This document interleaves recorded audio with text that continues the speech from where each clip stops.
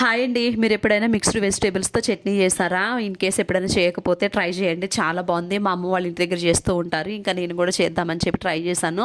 Taste అయితే చాలా బాగా వచ్చింది. దీనికోసం నేను బెండకాయ, బీరకాయ, దొండకాయ అయితే తీసుకున్నానండి.